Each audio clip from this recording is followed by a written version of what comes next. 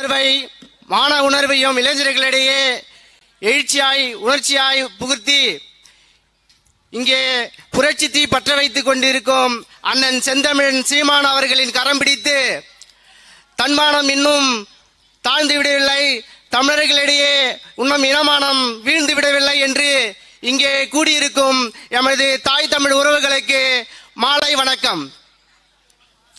விக்கிரவாண்டி சட்டமன்ற இடைத்தேர்தல் தற்போது நடந்து கொண்டிருக்கிறது.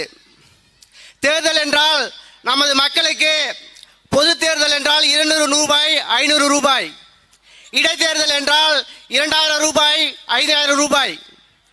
இதோடு அவர்களின் கடமை முடிந்து விடுகிறது.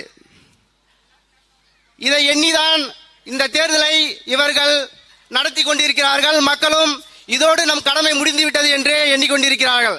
ஆனால் தேர்தல் என்பது வெறும் 200 ரூபாய்க்கோ 1000 ரூபாய்க்கோ 500 ரூபாய்க்கோ செலுத்தக்கூடிய வாக்கு என்பது அவ்வளவு எளியது அல்ல. அது நமது அடுத்த 5 ஆண்டுகளை நமது எதிர்கால வாழ்க்கையை தீர்மானிக்கப்படுகிற ஒரு பேர் ஆயுதம். 5 ஆண்டுகள் மட்டும்தானா? இல்லை, அவர்கள் தீட்டக்கூடிய திட்டம் என்பது அடுத்த தலைமுறையும் 50 ஆண்டுகள் கழித்தும் நமது வாழ்க்கையை புரட்டு போடக்கூடிய வாய்ப்பை அவர்களுக்கு வழங்குகிறோம்.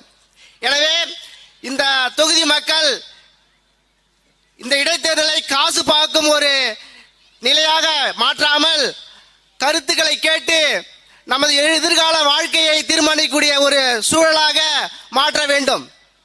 அதற்கான பெரும் பொறுப்பு உங்களுக்கு இருக்கிறது. இது ஒரு புறம் இருக்க, நாம் தமிழர் கட்சி இந்த இடைத்தேர்தலை மிகப்பெரிய ஒரு போராக பார்க்கிறது. திராவிடமா தமிழ் தேசியமா என்று நாம் இப்பொழுது முடிவு செய்து ஆக வேண்டிய கட்டாயத்தில் தள்ளப்பட்டிருக்கிறோம். தற்போது நாம் தமிழர் கட்சி தமிழ்நாட்டில் அங்கீகரிக்கப்பட்ட மிகப்பெரிய ஒரு கட்சியாக மாறி இருக்கிறது. இதன் காரணமாக உங்களிடம் வாக்குகளை கேட்டு மிக உரிமையாக வந்து நிற்கிறோம்.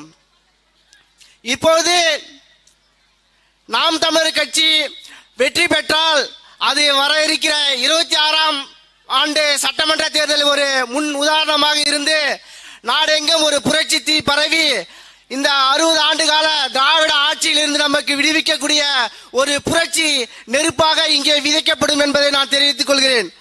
எனவே நமது தொகுதி மக்கள் நாம் தமிழர் கட்சியின் சார்பாக நிற்கக்கூடிய அபிநயா பொன்னிவளன் அவர்களுக்கு உங்கள் வாக்குகளை இட்டு வெற்றி பெற செய்ய வேண்டும் என்று அன்போடு கேட்டுக்கொள்கிறேன். எல்லோரும் கள்ளச்சாராயத்தை பற்றியும் கள்ளக்குறிச்சியில் நடந்த கொடூரமான படுகொலையை பற்றியும் பேசுகிறார்கள். இது கள்ளக்குறிச்சியில் மட்டும்தான் நடக்கிறதா? கள்ளச்சாராயத்தில் மட்டும்தான் விஷம் பரவுகிறதா என்ற கேள்வியை நாம் கேட்க வேண்டும். கள்ளச்சாராயத்தில் பேசுகின்ற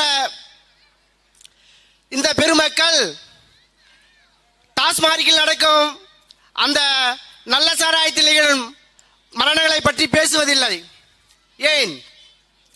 பல தாலிகள் அறுக்கப்படுவது டாஸ்மார்க்கினால் தான், அந்த மதுவினால் தான். சரி, இந்த மதுவினால் மட்டும்தான் நாட்டுக்கு தீமையா?